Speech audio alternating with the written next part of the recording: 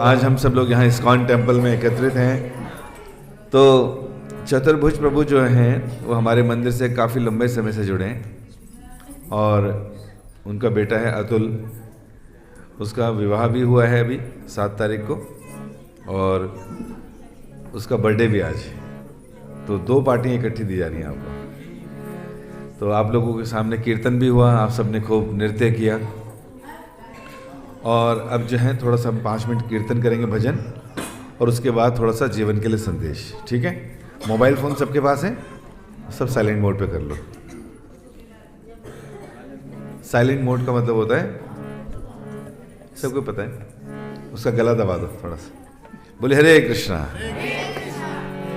तो अब हमारे पीछे ये भजन गाइए, जो मैं बोलूँ वैसे बोलना। ठीक है?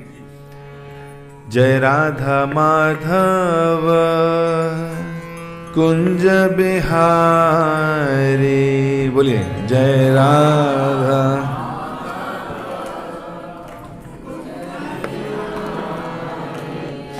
जय राधा माधव कुंज बिहारी।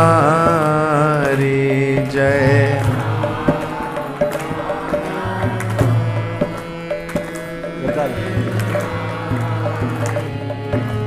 गोपी जन वल्लभ गिरिवर धारी।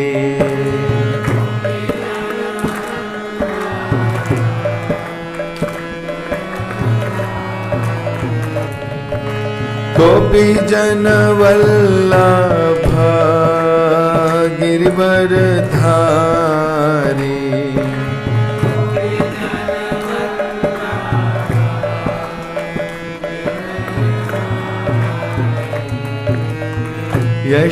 यशोदानंदन ब्रज जन रंजन।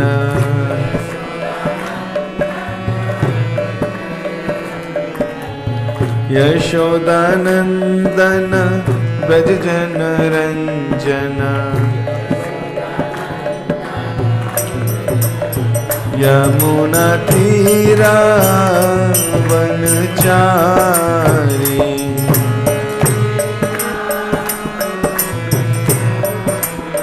यमुना तीरा वनचारी।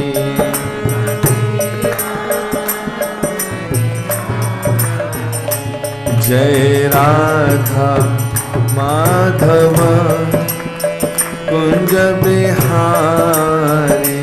जय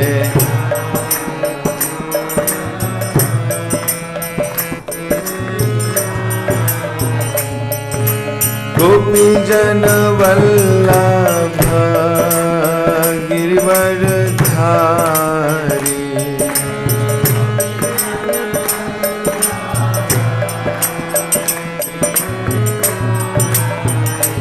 ओ यशोदानंदन ब्रज जन रंजन।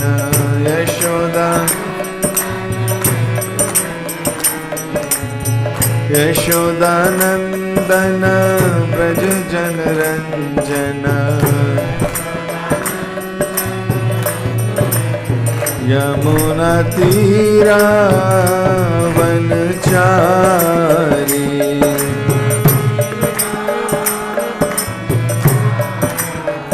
यमुना तीरा वनचारी।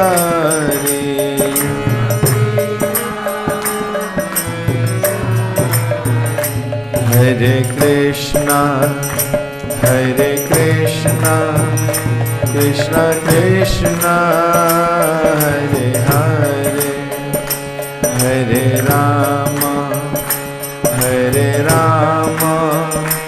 राम राम हरे हरे।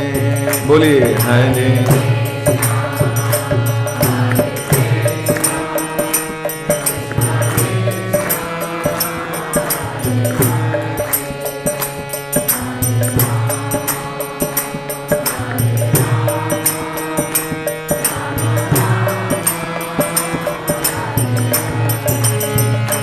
हरे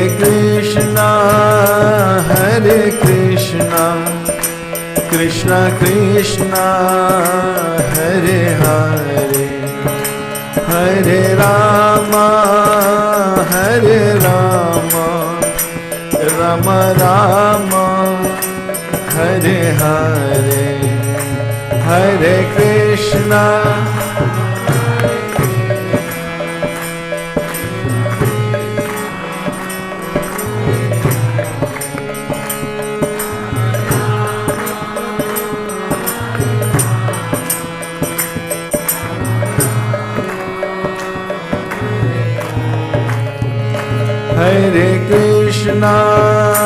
हरे कृष्णा कृष्णा कृष्णा हरे हरे हरे राम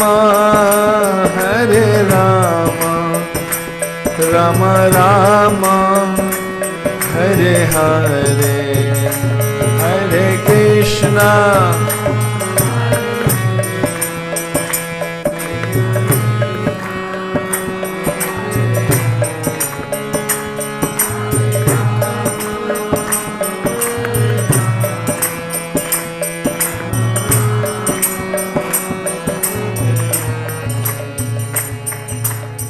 हरे कृष्णा।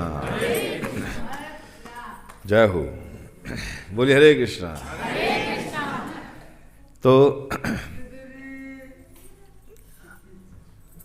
हम सब लोग यहाँ पर आज सेलिब्रेशंस के लिए इकट्ठे हुए हैं, क्योंकि हमारे परिवार में, हमारे फ्रेंड्स या हमारे रिलेशन में यहाँ पर विवाह भी हुआ है और जन्मदिन भी है। तो दोनों ऐसे ओकेज़न हैं जब हम लोग अपने मित्रों को, अपने फ्रेंड्स को, अपने रिलेटिव्स को बधाई देते हैं, उनकी खुशियों में शरीक होते हैं। और ये देखा जाता है कि अगर हम लोग खाली ऐसे प्रोग्राम्स अटेंड करते हैं लेकिन उन प्रोग्राम्स के पीछे उसके उद्देश्य को नहीं जानते, तो फिर वो एक खाली सेरेमनी बन के रह जाती है। पहले लोग मित्रता को खूब अच्छे ढंग से निभाते थे, लेकिन आजकल तो धीरे धीरे लोगों में क्या हो गया, फ्रेंडशिप के नाम पर धोखा। लोग उसी को मित्र बनाते हैं जिससे उसको कुछ मिलना हो। लोग उन्हीं रिश्तेदारों के घर जाते हैं जहां से कोई लाभ हो। स्वार्थ हमेशा सेंटर पॉइंट रहता है और इसलिए हमारी यारी दोस्ती, हमारे संबंध ज़्यादा देर तक चलते नहीं हैं। हमारे भारत में बताया जाता है कि एक बार एक न्यूज़ में आया था कि जिसमें कहा गया था कि इंडिया सुपर पावर होगा 2030 में। India will be the super power in 2030। उसके साथ में एक न्यूज़ और थी, उसमें लिखा था India will be the number 1 country in the world in mental disorders. सबसे ज़्यादा दिमागी परेशानियों में भी भारत जो है नंबर 1 होगा 2030 तक। इसका मतलब बहुत से लोगों को तनाव रहता है और डिप्रेशन रहता है और ईर्ष्या द्वेष से हम लोग भरे रहते हैं। भारत में परिवार, बड़े बड़े कुटुंब होना ये स्वाभाविक है। इसलिए भारत में क्या देखा जाता है, यूनाइटेड फैमिलीज हुआ करती थी जहाँ पर व्यक्ति की सारी ज़रूरतें परिवार में ही पूरी हो जाती थी। लेकिन धीरे धीरे जब से कलयुग का प्रभाव बढ़ा, अब कलयुग है क्या, 4 प्रकार के युग होते हैं, सतयुग, त्रेता, द्वापर और कलयुग।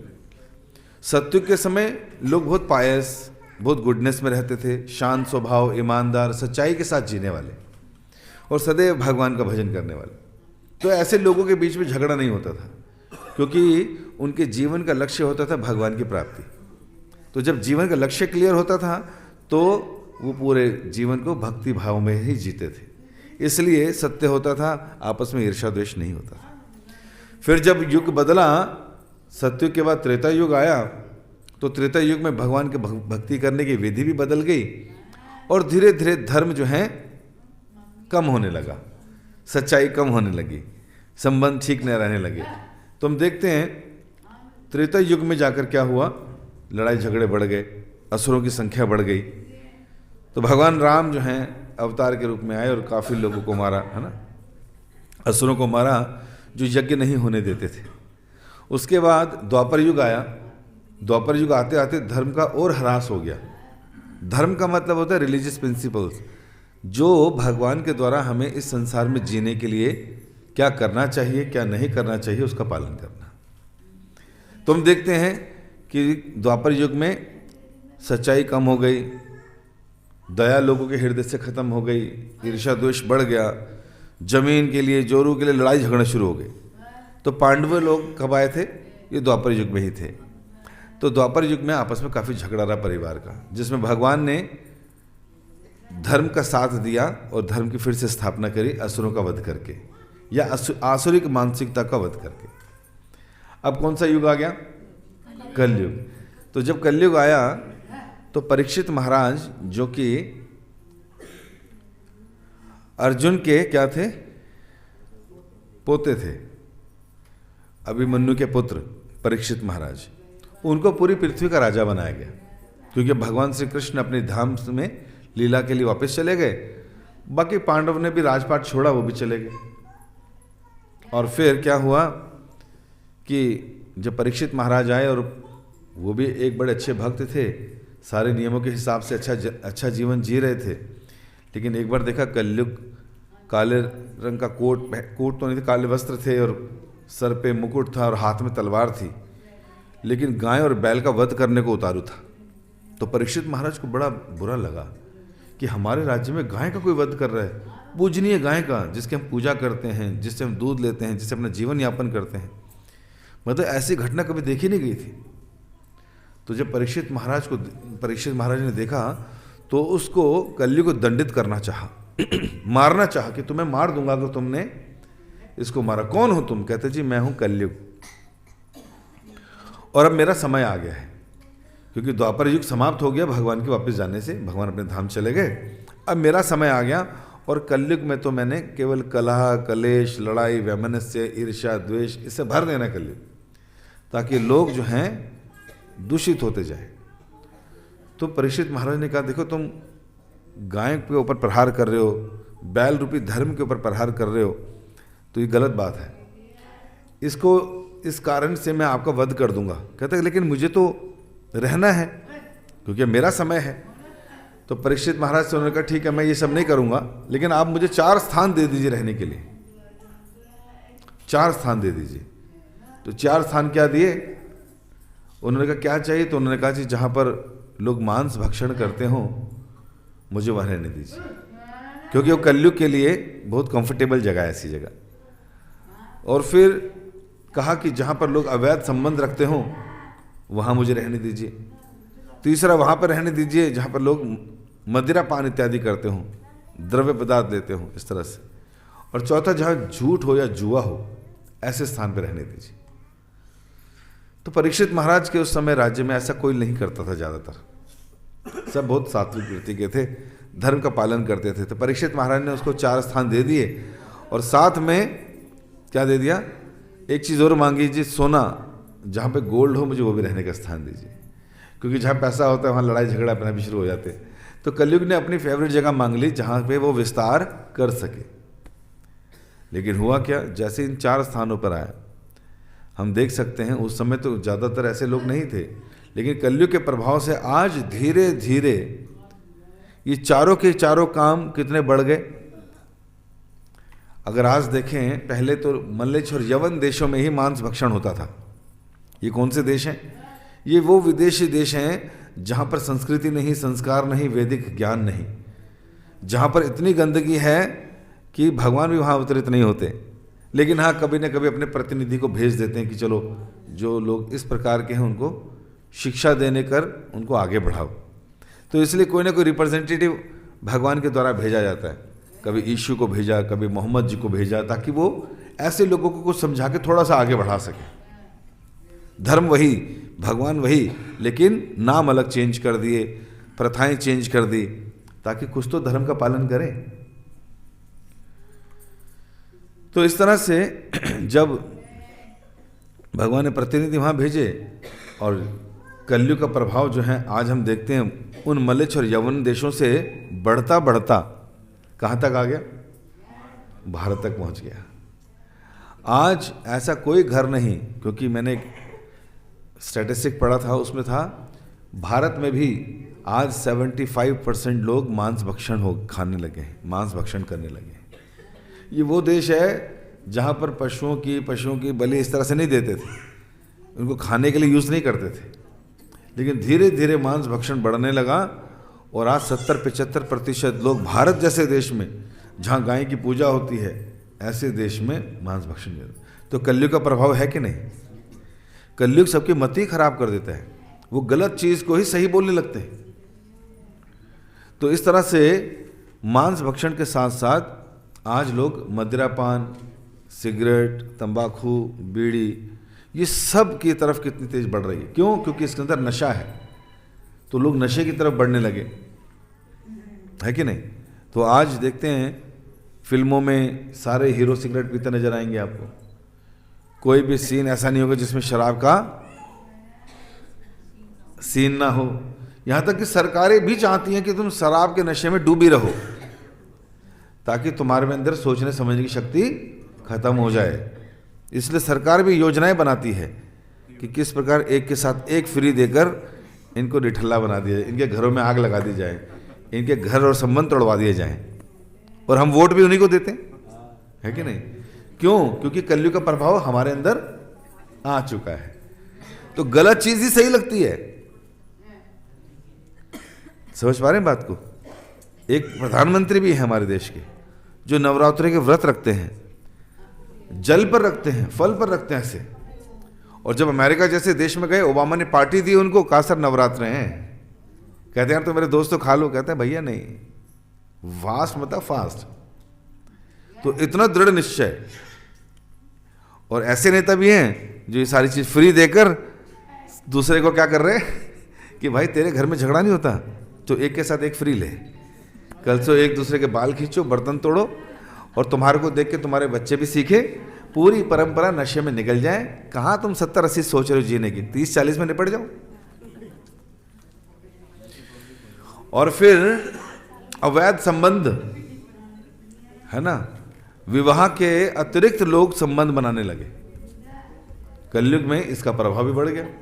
आज हाई सोसाइटी का मतलब ही ये है, आप ऐसे पार्टीज में जाओ, ऐसे डिस्कोज में जाओ, ऐसे पब्स में जाओ जहां पर आप फ्री मिक्सिंग, मतलब किसी की पत्नी के साथ भी हाय हेलो कर सकते हो, गले लग सकते हो, उनको चूम चाट सकते हो।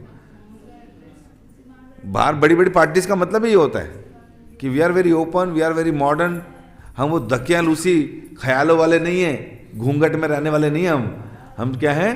ओपन माइंडेड हैं, हम एजुकेटेड हैं, मॉडर्न हैं, हम सिविलाइज्ड हैं, लेकिन हम एक अच्छे जानवर भी हैं। क्योंकि पढ़ लिख कर अच्छा जानवर बनना आज की सोसाइटी का केंद्र बिंदु है, पढ़ा लिखा जानवर बनना। क्योंकि पढ़े लिखे जानवर का मतलब क्या है? जानवर को कभी देखा फेरे लेते हुए? रक्षाबंधन करते हुए देखा है जानवर को? कि घोड़े ने जो है राखी बंधवाई कुतिया से कि बहन तेरी रक्षा मैं करूंगा, ऐसे देखा कभी?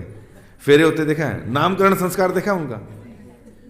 ना नामकरण संस्कार, ना यज्ञोपवीत, ना विवाह संस्कार। मरने के बाद तो देखा होगा अंत्येष्टि करते हुए, अग्नि देते हुए? नहीं। तो जानवरों के लिए ऐसे नियम नहीं होते, जानवरों के जीवन में नहीं होता। क्या वो किसी का भी मांस खाएं, कोई दिक्कत नहीं है। जानवर में, गधे में, घोड़े में, बंदर में, या जो कुत्ता है उसकी हर गली में गर्लफ्रेंड है ना। सूअर की हर गली में पत्नियां चल रही हैं 7-8, और 25-40 बच्चे साथ चल रहे हैं, है ना। तो जानवरों के लिए नहीं है। तो जब मनुष्य देखता है, जिसको हायर इंटेलिजेंस मिला है, क्या सही है क्या गलत है, धर्म के हिसाब से कैसे जीना चाहिए, जीवन का लक्ष्य क्या है, जिसको ये पता है, ऐसा व्यक्ति अपने को धर्म के हिसाब से चलाता है। जिन्हें धर्म के बारे में नहीं मालूम वो पढ़े लिखे जानवर कहलाते हैं। क्यों? क्योंकि उनके कार्यकलाप जानवरों से मिलते हैं। मिलते हैं कि नहीं? हम में और जानवरों में कोई अंतर है? कोई अंतर दिखाई देता है? शास्त्र कहते हैं आहार निद्रा भय मैथुनम च समन्वयमेतत् पशु भी नराणाम। धर्मो ही तेषु अधिको विशेषाम धर्मेण ही न पशु भी समान। कि जो लोग केवल जीवन जी रहे हैं खाने के लिए, सोने के लिए, बच्चे उत्पन्न करने के लिए और अपनी सुरक्षा करने के लिए, तो क्षमा कीजिएगा, ये चारों काम तो जानवर भी करते हैं। वो भी खाते हैं, वो भी सोते हैं, वो भी बच्चे पैदा करना जानते हैं और अपनी सुरक्षा करना जानते हैं। लेकिन अगली लाइन में कह रहे हैं धर्मो ही तेषु अधिको विशेषाम धर्मे न ही न पशु भी समान। क्या मतलब हुआ इसका? मनुष्य केवल एक ऐसा जीव है जो धर्म के नियमों का पालन कर सकता है। कभी देखा गधे को, घोड़े को माला करते हुए, मंदिर में घंटी बजाते हुए, नाचते हुए हरि हरि बोल हरि बोल? ऐसा नहीं कर सकता। कौन कर सकता है? ये मनुष्य, जानवर नहीं कर सकते। इसलिए अगर हम पढ़े लिखे हैं लेकिन धर्म के साथ संस्कारित नहीं है तो हम लोग पशु के समान हैं। कह रहे हैं धर्मो ही तेषु अधिको विशेषाम धर्मे न ही न पशु भी समान। अगर मनुष्य के अंदर धर्म के नियमों का पालन करने का गुण है तभी वो मनुष्य कहलाएगा। अगर नहीं है तो तब क्या कहलाएगा? तब पशु कहलाएगा, क्योंकि काम तो सारे पशु वाले कर रहे हैं। अंतर कैसे करोगे इन दोनों में? दो पैर वाला पशु और दो पैर वाला जानवर। संस्कारों से, उसके व्यवहार से, उसके धर्म का पालन करने के लक्षणों से। नहीं तो हम में और दूसरों में अंतर ही नहीं है। तो इस तरह से जब कलयुग आ गया और कलयुग हर एक घर में पैर पसारने लगा तो सारे लोग दूषित हो गए, क्योंकि उन्हें धर्म पता ही नहीं था क्या है। तो वो अधर्म को ही धर्म मानने लगे। जैसे पहले विवाह होता था तो लड़के या लड़की को जब देखने जाते थे तो क्या गुण देखते थे? अब मालूम नहीं आजकल क्या देखते हैं। पहले क्या देखते थे? कुंडलियां मिलाते थे कि भाई इसके कितने गुण और इसके कितने गुण। घर परिवार देखा जाता था, है ना, चरित्र देखा जाता था, और फिर धन धान्य है कि नहीं, परिवार ठीक है नहीं, सुंदरता इत्यादि है कि नहीं, बाद में देखा जाता था, है कि नहीं। अभी तो समय बदल गया। अभी क्या देखा जाता है?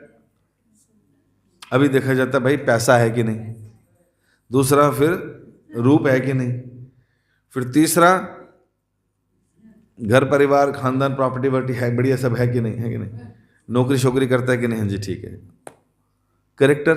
भाई ये तीन चीजें, फिर करेक्टर की क्या जरूरत है? लेकिन शादी करेक्टर से चलती है, पैसे से चलती है। अगर चरित्र नहीं है ना, किसी पंडित जी ने शादी कराई, लड़का दिखाया, लड़की दिखाई, लड़की वालों को बोला भाई लड़का चिंता मत करो, खाते पीते घर का है। शादी हो गई, रोज बर्तन बजने लगे, रोज लड़ाई होने लगी, लड़की भागकर घर आ गई। घर वालों ने फोन किया पंडित जी को, पंडित जी क्या करवा दिया तुमने? कहते क्या हो गया? कहता वो तो बहुत सारा शराब पीता है, वो मांस भी खाता वो तो। कहता जी मैंने पहले ही बोला था खाते पीते घर का है ना। अब खाता क्या और पीता क्या ये तो समझ आना चाहिए ना।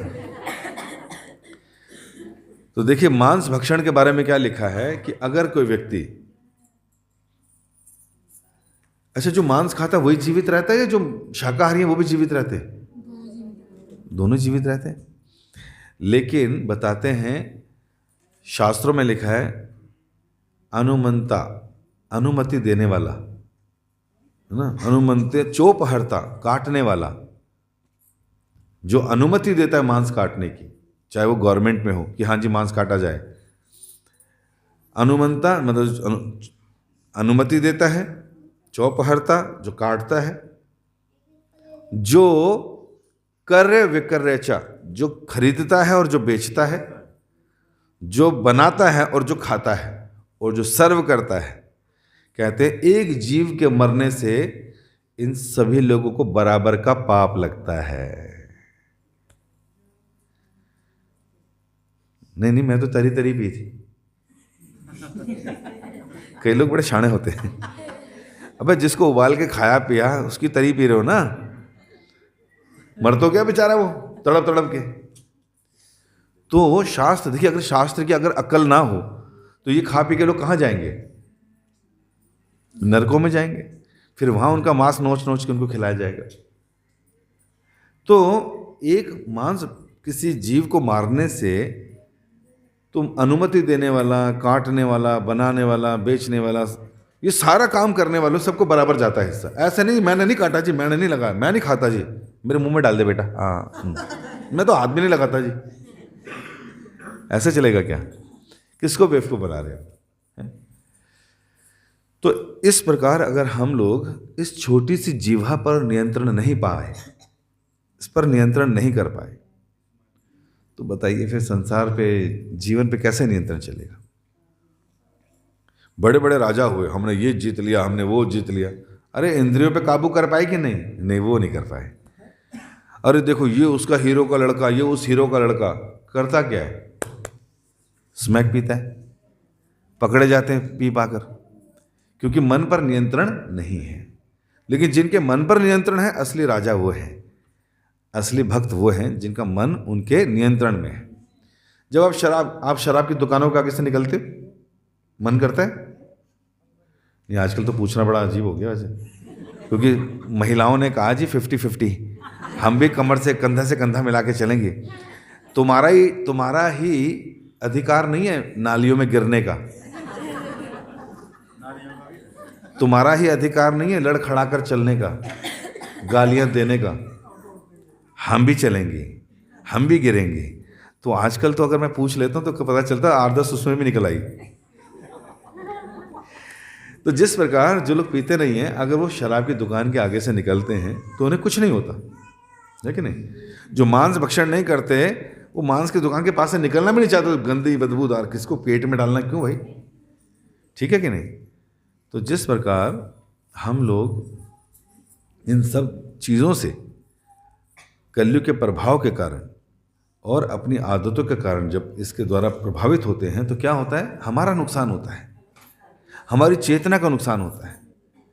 कलयुग के प्रभाव से हम लोग कभी आगे नहीं बढ़ पाएंगे। नहीं, कई लोग बोलते हैं सर ये नरक वरक कुछ नहीं होता, नरक स्वर्ग सब यही है। पता क्यों बोलते हैं ऐसा? क्योंकि जिस व्यक्ति ने बहुत सारे पुण्य किए हैं, तो पुण्य करने के बाद उसके बारे में लिखा है कि वो स्वर्ग को जाता है। पुण्य करने वाला, पेड़ लगाने वाला, दूसरों को खाना खिलाने वाला, दूसरों को जल पिलाने वाला, है ना, दाना डालने वाला, तो जब दूसरों का परोपकार करता है तो ऐसा व्यक्ति मरने के उपरांत स्वर्ग जाता है। क्योंकि इस संसार में आप देखेंगे बड़ी लिमिटेशन है। कुछ भी खाएं तो गैस बन जाती है, एसिडिटी हो जाती है, मीठा खाएं तो शुगर हो जाती है, तला हुआ खाएं तो बीपी बढ़ जाता है। व्यक्ति खा ही नहीं पाता, कर पाता एंजॉय नहीं कर पाता, नाना प्रकार की बीमारियां लग जाती हैं उसको। तो फिर उसको लगता है यार यहाँ नहीं, फिर शास्त्रों को पढ़ता है, पुजारियों पंडितों के साथ रहता है, कहते हैं यहाँ नहीं, स्वर्ग में बहुत आनंद है, स्वर्ग में आप जितना मर्जी भोग कीजिए, कोई दिक्कत नहीं है। इसीलिए आप देखते हैं इस्लाम में भी लोग स्वर्ग जाने के लिए, जन्नत जाने के लिए अपने को उड़ा देते हैं, दूसरे को उड़ा देते हैं। मस्जिद में जाके बम रखाते हैं, बुड़ूम, वो नमाज अदा करते करते मर गया, वो खुद ऐसे पटाखा फोड़ के मर गया। कहाँ जाना चाह सारे? जन्नत, वहाँ ज़्यादा मजे आएंगे। हर एक को 72 हुरे मिलेंगी। उनकी पत्नियां पूछने लगी अगर इनको 72 मिलेंगी तो हमें कितने मिलेंगे? भाई हमें भी बताओ। वो चुप हो जाते हैं, यार ये मत पूछो, गलत जवाब है। तो यहां से पुण्य करने वाला व्यक्ति कहाँ जाता है? स्वर्ग जाता है। उसी स्वर्ग को जन्नत कहते हैं, उसी स्वर्ग को हेवन कहते हैं बाइबल में। इसका मतलब है, तभी तो बोल रहे हैं, नहीं तो अगर हम ही लोग ये बात बोल रहे होते तो दूसरे धर्मों में क्यों लिखा है? फिर इसका मतलब एग्जिस्ट करता है। और पुण्य जितने हमने करे उतने लंबे समय तक हम वहाँ रहते हैं, अच्छे ढंग से कई परसेंटेज 70%, 75% अपने पुण्य का भोग करने के बाद हमें वापस नीचे भेजा जाता है इस मृत्यु संसार में। हम दोबारा इधर आ जाते हैं और दोबारा यहाँ आने के बाद फिर से कर्मों में लगना पड़ता है, फिर से पुण्य कमाने पड़ते हैं। लेकिन जिसने पाप किए हैं, दूसरों को मारा है, दूसरों से ईर्ष्या, दूसरों से द्वेष, दूसरों से नफरत, गाली गलौज, जीवन बड़ा ही राक्षसी स्वभाव का जिया है, तो ऐसे लोगों के लिए नरकों का वर्णन आता है। नरकों में क्या होता है, वहां पर हमारे हर तरह के अलग अलग पाप का अलग अलग नरक है। तो लगभग 75% पापों की सजा में वहां मिलती है। तो वहां पर बताया गया है, जब यहां से लेके जाते हैं तो यहीं से घटना शुरू हो जाती है कि कैसे हंटर से मारते हैं। अच्छा, मारेंगे किसी को, आपको कहते हमारा शरीर तो खत्म हो गया, जला दिया गया। लेकिन जो 13 दिन की क्रिया होती है ना, उन क्रियाओं में जो पिंडदान करते हैं, उससे हमारा 10 दिन के अंदर, 13 दिन के अंदर अतिवाहक शरीर तैयार होता है, जो हमारी आत्मा और सूक्ष्म शरीर के ऊपर होता है। उसको कितना ही मारो, मरता नहीं है, दर्द पूरा होता है। उस शरीर के साथ उसको नरक में भेजा जाता है। तो वहाँ पर कुछ समय रहने के बाद, सारी प्रकार की यातनाओं को भुगतने के बाद, जो जो पाप किए थे उसको फिर इस योनियों में, पशु योनियों में भेजते हुए फिर वो मनुष्य बनता है। तो बाकी बचे हुए पुण्य और बाकी बचे हुए पाप का भोग वो यही करता है। इसलिए कई बार जो कोई नरक योनि से आता है तो हम लोग देखते हैं उसका जीवन बहुत ही कष्टप्रद रहता है, बड़ा दयनीय रहता है, बड़ा ही मतलब शरीर पूरा नहीं मिलता, कई बार दिक्कत रहती है उसको, बड़ा कुरूप होता है। जो स्वर्ग से आते हैं बड़े सुंदर देखने में होते हैं, एजुकेशन अच्छी होती है, अच्छे परिवारों में जन्म लेते हैं, पैसे वैसे का कोई दिक्कत नहीं। लेकिन क्या होता है, फिर यहाँ आने के बाद फिर गीता नहीं पढ़ी, फिर किसी साधु का संग नहीं किया, फिर उसने उल्टे सीधे काम कर दिए पैसे का। खाओ पियो मौज करो, रोज करो, भोले की फौज करेगी मौज और डंडे खाएगा रोज। तो ऐसा मानसिकता बन जाती है लोगों की, और उसकी वजह से फिर पाप कर्मों में लग जाता है। लेकिन बताते हैं, क्योंकि ये स्वर्ग नरक एग्जिस्ट करता है इसलिए हर धर्म में है, तो इसको हमने समझना चाहिए। क्योंकि जब हम लोग यहाँ किसी का जीवन बड़ा ही दयनीय स्थिति में देखते हैं तो हमें लगता है नरक ही है ये, नरक ही लगता है। आए दिन पटाखे बज रहे हैं, बम बज रहे हैं हर जगह, है ना। यूक्रेन, रशिया, ताइवान और चाइना, है ना, पाकिस्तान और इंडिया, सीरिया और पता नहीं कौन कौन से हर जगह तो इतने आग के गोले बरस रहे हैं, तो नरक ही लगता है फिर ये। फिर पोल्यूशन इतना है कि घर बैठे 20 सिगरेट पी रहा है व्यक्ति बिना पिए, इतना पोल्यूशन है कि नहीं। फिर जॉब नहीं है लोगों के पास, अगर जॉब है तो उसमें इनसिक्योरिटी बहुत है, बिजनेस है तो कंपटीशन बहुत है ना। और फिर इस प्रकार अगर परिवारों में है तो संबंध खराब हैं, लड़ाई झगड़े बहुत हैं, तो व्यक्ति को लगता है नरक ही यही है। और अगर मान लो किसी का सब ठीक चल रहा है, उसको लगता है स्वर्ग ही यही है। स्वर्ग ये नहीं है, आप कुछ बचे हुए पुण्य को भोग कर रहे हैं जो आपने पहले कमाए थे। अगर इस बार गड़बड़ कर दी तो आगे मिलेगा। क्योंकि कहा गया शास्त्रों में, यथा धेनु सहस्त्रेषु वत्सो गच्छति मातरम। क्या मतलब हुआ इसका? कह रहे जिस प्रकार हजारों गायों में गाय का बछड़ा अपनी मां को ढूंढकर उसका दूध पीने लगता है, बिना किसी आधार कार्ड के, बायोमेट्रिक सिस्टम के, अपना पहुंच जाता है, हजारों गाय में ढूंढ लेता मां कौन सी है मेरी। कह रहे उसी तरह तच्चा कर्तम कर्म कारम अपि गच्छति कर्तारम अपि गच्छति। मतलब उसी तरह जो हम कर्म करते हैं, तो कर्म करना चाहे अच्छा है चाहे बुरा, कर्म करने वाले को वो कर्म का फल वैसे ही ढूंढ लेगा जैसे बछड़े ने मां को ढूंढ लिया। मतलब आप सोचो, यहाँ सीसीटीवी ने नहीं देखा, मुझे किसी ने देखा ही नहीं, मैं यहाँ बच गया, मैं वहाँ बच गया, लेकिन नहीं, सारी दिशाएं, चांद, सूरज, रात, दिन, सब हमारे को सुबह से शाम तक देख रहे हैं क्या कर रहे हैं। और फिर भगवान तो परमात्मा रूप में हृदय में है ही, वो सब देख रहे हैं, तो हमारे सारे पापों का और पुण्य का व्याख्यान कर देते हैं। और फिर वो उसका फल भी हमें वैसे ही मिलता है जैसे गाय का बछड़ा अपनी मां को ढूंढ लेता है, हमारे कर्म का फल हमें ढूंढ लेता है। तो फिर कैसे जिए इस संसार में जहां इतनी दुविधाएं हैं, इतनी समस्याएं हैं, और कोई भी धर्म का पालन नहीं करता। धर्म का पालन का मतलब क्या हो गया कि सुबह उठ गए, एक आधी धूप जोत जला दी, हाथ जोड़ ली, चले गए। दुकान पे पहुंचने वाला व्यक्ति अपने छोटा सा दुकान में मंदिर बनाया, लक्ष्मी गणेश को रखा हुआ है, हल्का सा पूजा आरती करी, हाथ जोड़ा, काम खत्म। हमें लगता है यही पूजा है, यही भक्ति है। नहीं, भक्ति का मतलब है भगवान की सेवा, वो भी प्रेम में। जब भगवान से प्रेम हो जाए तो उस तरह से उनके लिए जो भी करेंगे उनकी प्रसन्नता के लिए करेंगे, इसको भक्ति बोलते हैं। तो मनुष्य जीवन का लक्ष्य क्या है? विवाह जीवन का उद्देश्य क्या है? संतान उत्पत्ति करने का उद्देश्य क्या है? ये मालूम होना चाहिए, नहीं तो हम पाप कर लेंगे।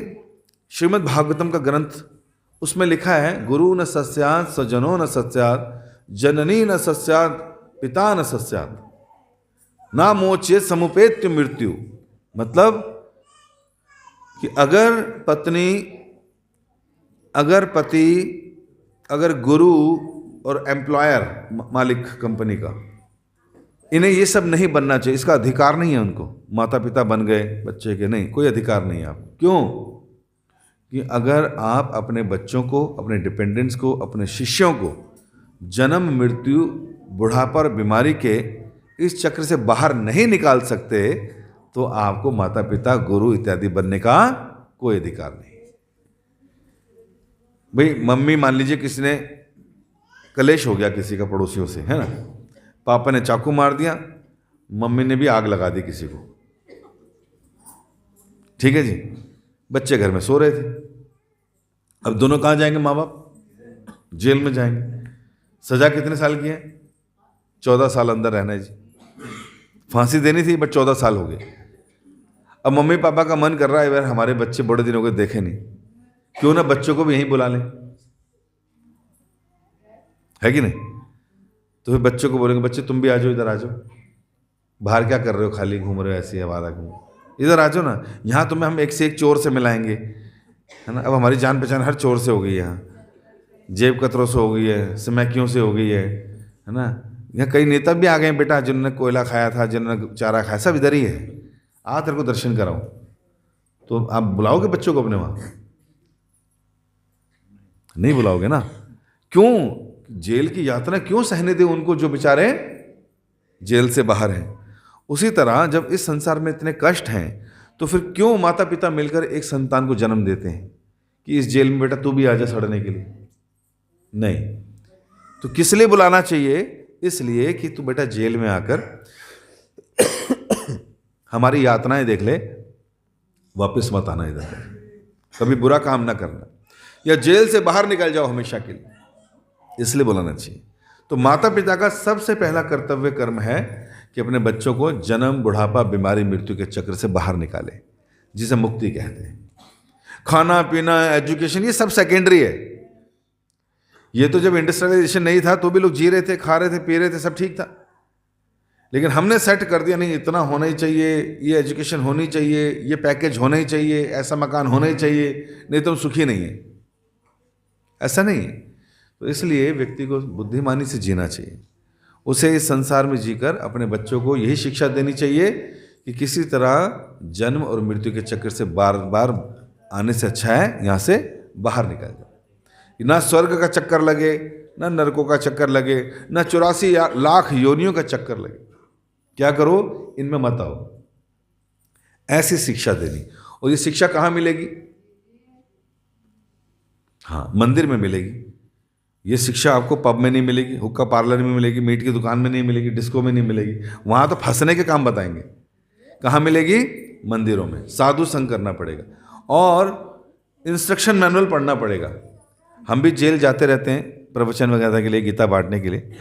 तो एक बार गए थे तो वहाँ उन्होंने हमें बताया, नहीं मैंने ये न्यूज़ में सुना था, न्यूज़ में पढ़ा था कि एक बार क्या हुआ, एक बहुत बड़ी जेल से एक कैदी भाग के निकल गया। अब ये बहुत शर्म की बात है कि जेल से कोई कैदी निकल जाए, पूरे के पूरे सिस्टम के ऊपर आ जाती है बात कि जेलर तू क्या कर रहा था, सिपाही तुम क्या कर रहे थे, जेल जिसने बनाई भाई तूने कैसे बनाई, है ना। खरबों रुपया खर्च के हमने जेल बनाई ताकि कोई निकल ना पाए, और जेल निकल गया। सिस्टम ऐसा था कि भगवान की कृपा से वो सारे भागे, पुलिस वाले अपनी नौकरी बचाने के चक्कर में कैदी को पकड़ लाए। सच्ची घटना है। पकड़ लाए, मजिस्ट्रेट के सामने पेश किया। उससे पूछा, भाई तू भागा, पकड़ा गया, तेरी सजा तो ठीक है, जो भी है। हमारा पहला प्रश्न ये है, ये बैठे आर्किटेक्ट, ये बैठे इंटीरियर, ये बैठे सिविल वाला इंजीनियर, ये बैठा जेल बनाने वाला मालिक, ये बैठा जेलर, ये बैठे सिपाही, सारे यहाँ पे, सबके दिल में एक ही प्रश्न है, क्या तू भागा कैसे? तू भागा कैसे? फिर उसने बताया, सर एक्चुअली मैं रोज लाइब्रेरी जाता था पढ़ने के लिए, कई किताबें थी वहाँ पर। एक दिन मेरी नज़र पड़ गई एक ऐसे बुक पर जो इस जेल की ही सिविल इंजीनियर ने लिखी थी कि ये मैंने जेल कैसे बनाई है, कहाँ पे रोड़ी है, कहाँ पे पत्थर है, कहाँ पे लोहा है, कहाँ पे कितना खड्डा है, कहाँ पाइपलाइन जा रही है, वो सारा मैंने लिखा, उसमें लिखा। कहता मैंने दिन रात लगा के अच्छे ढंग से पढ़ी, पूरा जेल का मैप समझ लिया और एक दिन आराम से निकल गया बाहर। उसको तो बेचारे को सजा दी, उसको अप्रिशिएट भी किया। ऐसे हमें करना चाहिए। इस संसार रूपी जेल में जहाँ पर हमें बुढ़ापा, बीमारी, नाना प्रकार की यातनाएं मिलती हैं, इस जेल से बाहर निकलना चाहिए। तो इस जेल में ही जेल से बाहर निकलने की किताब पढ़ी हुई है। कौन सी है वो? भगवत गीता। भगवत गीता में लिखा है कि इस संसार रूपी जेल से कैसे बाहर निकलना है। हम क्या सोचते हैं कब पढ़ेंगे उसको? बुढ़ापे में पढ़ेंगे, जब आंखों से कुछ दिख ना रहा हो, जब आंखों से दिखना बंद और शरीर हिलने लग जाए, मुंडे भी हिलने लग जाए ऐसे ऐसे, है ना, मुंह में दांत ना रहे, पेट में हाथ ना रहे, तब सोचते किताब निकाल, तब भी नहीं निकालते। छोड़ किताब, पार्क में चलते हैं, वहां खेलेंगे ताश। सारे उधर ही मिलेंगे, अपना बुढ़ापा काट रहे हैं, साथ में यमराज खड़े हैं, बेटा 15 मिनट रह गए, अभी उठाता हूं तेरे को, है ना। पार्कों में टाइम पास कर रहे हैं और लेडीज इकट्ठा होके मंदिरों में गप्पे लड़ाने के लिए। क्या चल रहा है तेरा? उसकी होगी शादी? क्या चल रहा है बता दो सही। हाँ अच्छा, तो एक न्यूज कहीं देनी हो बस वहां ग्रुप में डाल दो। व्हाट्सएप से भी तेज न्यूज फैलती है कि नहीं? और फिर जो वो शुरू करते हैं कीर्तन, दुनिया भर के फिल्मी सॉन्ग गाते हैं, उसमें हर तरह की ट्यून याद आ जाती है ना। फिल्मी सॉन्ग पे तो कई बार फिल्मी सॉन्ग याद आते हैं, है ना। तो उसमें खूब चम्मच बजा रहे थे, टक टक टक टक टक टक टक। मेरे पास, मैंने एक ऐसे मंदिर में लेक्चर किया तो 3-4 लेडीज उठ कर आ गई मेरे पास, कहती प्रभु जी ये बताओ, ये औरतें ना बड़ी वो हैं, जेलस वाली हैं। मैं क्यों? कहती जब माइक मेरे पास आता ना गाने के लिए, मैं अपनी किताब खोलती हूँ गाने की, तो दूसरी माइक हटा देती है, ये नहीं गाएगी, ये गाएगी, मेरी बहू गाएगी, है ना, ये मेरी सहेली गाएगी। तो कहती हमारे यहाँ रोज का झगड़ा ही रहता है। तो मैंने कहा ऐसे खाक भक्ति होनी, है ना। तो क्या करना चाहिए? अगर तो सही संग है जहाँ पर भगवान की चर्चा हो, भगवान का सच में गुणगान हो, भगवान के नाम का जप हो, ऐसे संगति में रहना चाहिए जहाँ कोई ईर्ष्या नहीं, कोई द्वेष नहीं, कोई लड़ाई नहीं, कोई झगड़ा नहीं, है कि नहीं। और दूसरा, भगवत गीता को निरंतर पढ़ना चाहिए। 1 पेज पढ़े चाहे 2 पेज पढ़े, पढ़ना जरूर चाहिए। उसमें लिखा है कि इस जीवन को सुंदर ढंग से, शांतिपूर्ण ढंग से कैसे जिएं, ये गीता में लिखा है। और इस संसार से बाहर कैसे निकलना है, इसके विषय में भी गीता में लिखा है। और अगर हमने पढ़ा ही नहीं, पूरा जीवन ऐसे निकल गया, और फिर जो चीज़ हमने इकट्ठी करी इंजॉय करने के लिए, तो मृत्यु के एंड में क्या होता है? बड़ा अफसोस होता है, हाय हाय हाय, ये सब छोड़ना पड़ेगा, अबे मैं सच में जाने वाला हूँ, ये सब मेरे को ऐसे क्यों घूर रहे हैं, ये विल क्यों लिखवा रहा है मेरे से, ओए अभी मैं नहीं मरूंगा, अभी मैं नहीं मरूंगा, साइन नहीं करूंगा, है ना। उसको लगता है मैं मरने वाला है, नहीं नहीं मेरे को अच्छे से अच्छे हॉस्पिटल में लेके जाओ। कई बार ऐसे भी होता है ना, शहरों में तो आसानी से मरना भी मुश्किल है। आपको आईसीयू में जाके टांग देंगे ऐसे करके, वहीं लटके रहोगे, वो दवाइयाँ देके, इंजेक्शन देके, ऑपरेशन करके कहेंगे सर गाड़ी चल रही है, फिर जाओ, फिर कुछ दिन और तड़प कराओ। तो कहने का क्या मतलब है कि हम लोग जीवन के लक्ष्य को समझें जो कि भगवत गीता में लिखा है, और उसको निरंतर पढ़ के अपने जीवन में उतारें। और कलयुग में तो ये पूछा गया कि भाई परीक्षित महाराज ने कलयुग को मारा क्यों नहीं? उसकी वजह से सारी समस्या आ रही है, आ रही कि नहीं? इतनी लड़ाइयाँ, इतने झगड़े, इतने कलेश किसकी वजह से है? कलयुग की वजह से। अगर परीक्षित महाराज उसको मार देते, ना रहता बांस ना बजती बांसुरी, ना रहता कलयुग ना हम बनते कलयुगी। तो जवाब में ये बताया गया कि सारे युगों में भक्ति करने का अलग अलग तरीका था। सतयुग में लोग लंबे समय तक ध्यान करते थे, तब बड़ी मुश्किल से जाके भगवान को प्राप्त करते थे। तब लोगों की उम्र भी 1,00,000 साल थी, तो 50-60 हजार साल ध्यान में लगा देते थे। फिर त्रेता युग आया तो विधि बदल गई, उम्र भी कम हो गई, लोगों की उम्र रहेगी 10,000 साल। विधि हो गई यज्ञ, और फिर लोग जो है यज्ञ करते थे, स्वाहा स्वाहा भगवान को खुश करते थे, निकल जाते थे। फिर आगे द्वापर युग, इसमें लोगों की उम्र रह गई 1,000 साल, और विधि बदल गई, अब हो गई अर्चन विधि, बड़े मंदिर बनाकर भगवान की अर्चना विधि, सोना जहरा चढ़ाना हो। लेकिन अब आ गया कलयुग, उम्र रह गई 100 साल, उसमें भी एवरेज रह गई 70, और उसमें भी इतने कलेश, इतनी समस्याएं। तो भाई कलयुग को मार क्यों नहीं दिया? तो कहते भाई देखो, कलयुग को अगर मार देते ना तो इसका मतलब ये नहीं है कि चौथा युग खत्म हो जाता है, यहां सतयुग आ जाता हूं। नहीं नहीं नहीं, नहीं। विधि का विधान है 4,32,000 तक चलेगा कलयुग, तो चलेगा। अभी 5,000 साल बीते हैं खाली, और अभी चल रहे हैं। और फिर उन्होंने कहा, उन्होंने इसलिए नहीं मारा, जब उन्होंने ये देखा इतने भयानक दौर में, इतने खतरनाक कलयुग के टाइम पर भी, जब इतना मुश्किल हो जाएगा लोगों का, लोगों की प्रायण अल्प आयुषु सभ्य, लोगों की उम्र कम हो जाएगी। कलोवस्मिन युगे जना मंद सुमंद मतयो मंद भाग्योपाद्रता, लोगों की बुद्धि भी बंद होगी, भविष्य भी बंद होगा, और हमेशा डिस्टर्ब रहने वाले होंगे कलयुग के लोग। तो कहते हैं ऐसे लोग जो इस प्रकार कलयुग की यातनाओं से प्रताड़ित होंगे, ऐसे लोग जब बोलेंगे ना हरे कृष्णा कृष्णा कृष्णा हरे हरे, हरे राम राम राम, जब ये भगवान के नामों का जप करेंगे और कीर्तन करेंगे, तो कलयुग का प्रभाव इनके ऊपर से उतर जाएगा, और ये मुक्त हो जाएंगे जन्म मृत्यु के चक्र से। हरि वो क्यों छोड़ दिया?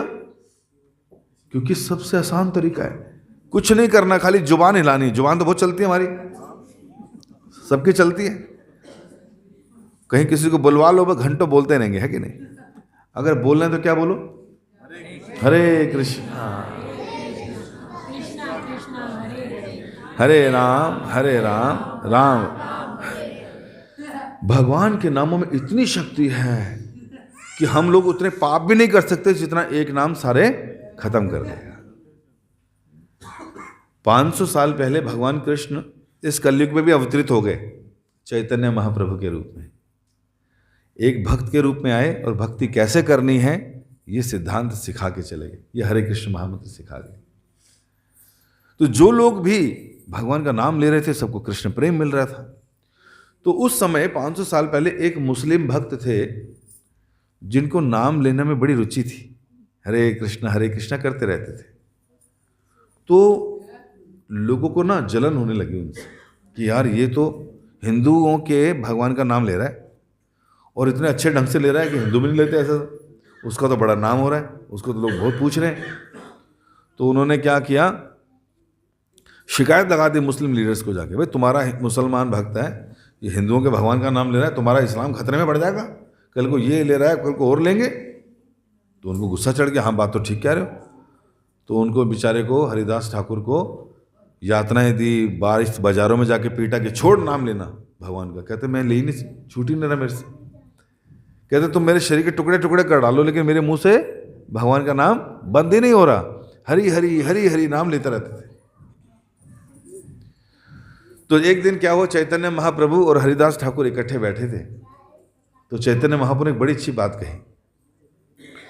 उन्होंने कहा कि देखो, सब लोग तो भगवान का नाम ले रहे हैं और सबके ऊपर कृपा हो रही है, लेकिन ये मुस्लिम जाति के लोग हैं, ये तो ना नाम लेते हैं, और जो लेता है तो उससे भी चिढ़ते हैं, ना सुनते हैं ढंग से। क्या करें?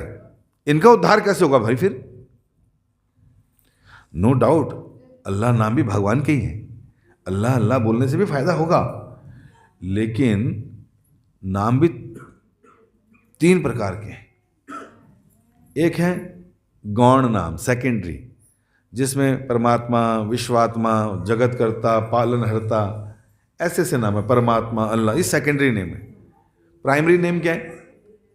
जो भगवान की लीलाओं से संबंधित है। यशोदा नंदन, देवकी नंदन, गोवर्धनधारी और माधव, केशव, मैं यूं केशव मुरारी। तो ये सब नाम जो है भगवान की लीलाओं से है। मुरारी मतलब जो भगवान ने मुर नाम के राक्षस का वध किया था, है ना। और माखन चोर, है ना, गोपी वल्लभ भगवान का नाम है, राधा वल्लभ। तो ये सुंदर नाम जो प्राइमरी नेम्स हैं, जिसमें नाम लेते ही भगवान की लीला याद आती है। तो उन्होंने कहा कि ये लोग कैसे, इनका कैसे उद्धार होगा। तो उन्होंने कहा, हरिदास ठाकुर जो मुस्लिम थे, उन्होंने कहा, हे भगवान, आपका प्रश्न तो बड़ा अच्छा है, लेकिन उसका उत्तर ये है, आपकी दुविधा ठीक है कि इनका उद्धार कैसे होगा।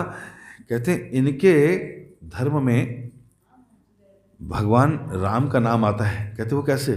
कहते हैं ये जब जब लोग ये बोलेंगे कि ये चीज़ हमारे लिए हराम है, ये भी हराम है, सूअर को देख लेंगे बोलेंगे हराम है, तो जब ये हराम बोलेंगे ना तो उसमें ऑटोमेटिकली राम आ गया।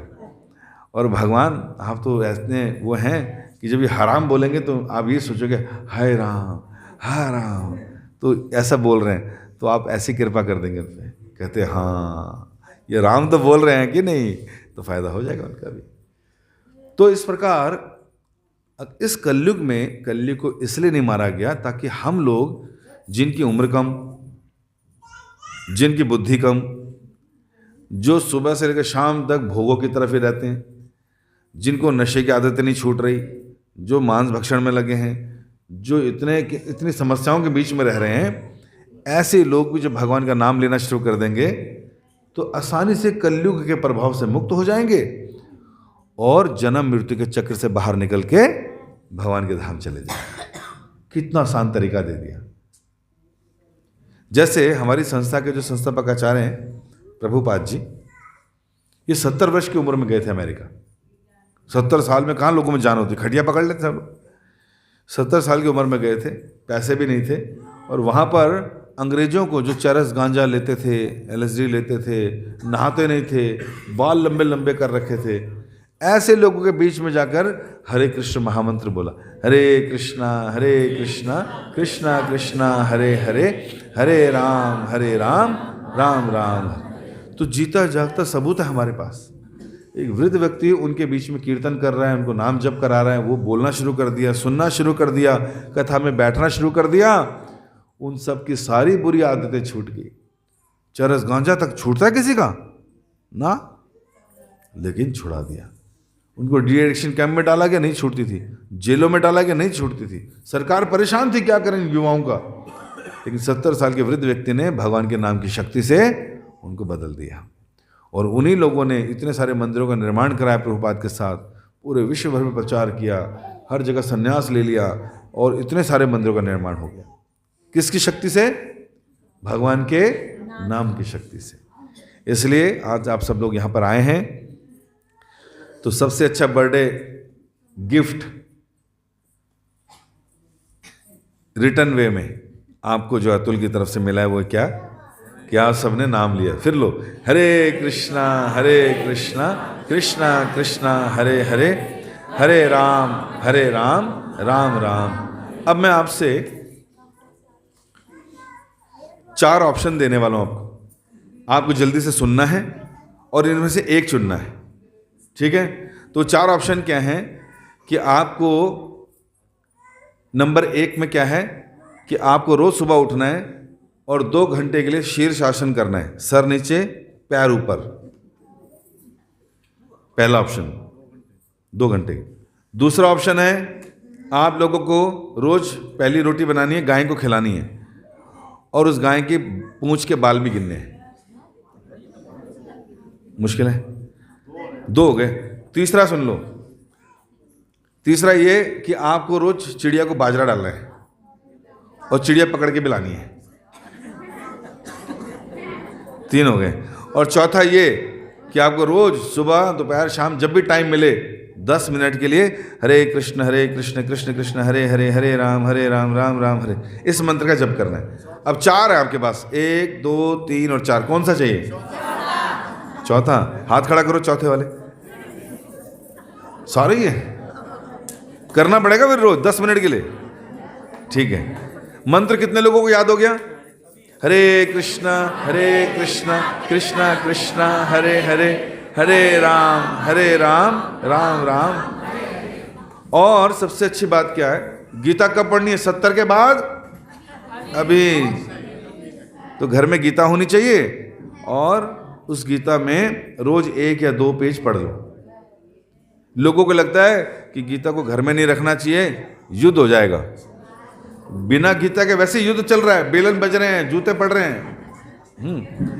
गीता तो शांति का प्रतीक है। अर्जुन को माध्यम बना के भगवान ने शांति का संदेश दिया है। इसका अगर पालन किया तो घर में सुख शांति भी आ जाएगी। बोलिए हरे कृष्णा। इसके अलावा हमारे मंदिर में कार्यक्रम होता है हर रविवार को।